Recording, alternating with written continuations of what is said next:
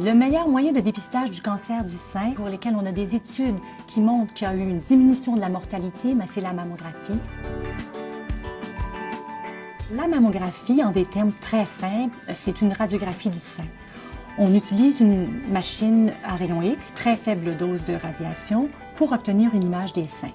On doit utiliser un dispositif pour comprimer le sein. Ça nous permet d'avoir une image de très haute qualité et de détecter de petites lésions. Donc, on relâche bien les épaules. Je vais tout vous dire quoi faire.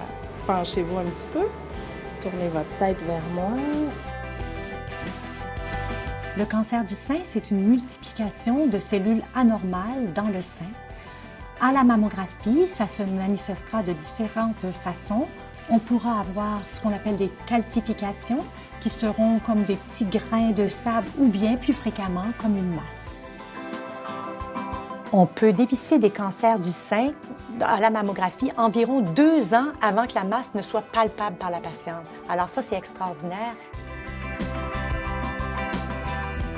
Le défi pour le radiologue, c'est de voir un cancer le détecter alors qu'il est tout petit, parce qu'on sait que les chances de guérison sont très élevées. La mammographie de dépistage au Québec, ça s'adresse aux patientes entre 50 et 69 ans dans le cadre du programme de dépistage du cancer du sein. Une mammographie de dépistage, c'est pour une patiente qui n'a aucun symptôme.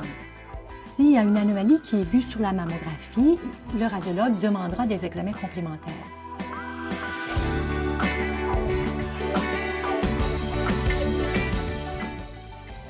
Une échographie nous permettra d'évaluer des masses et puis dire s'il y a lieu d'aller plus loin.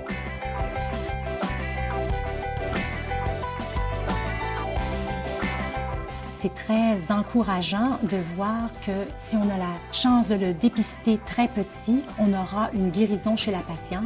Ce qui me fait le plus plaisir, moi, en fait, c'est de voir année après année les patientes qui ont été opérées pour le cancer du sein, les revoir venir passer leur mammographie de routine. Ça nous prouve une chose, c'est que la mammographie, ça sauve des vies.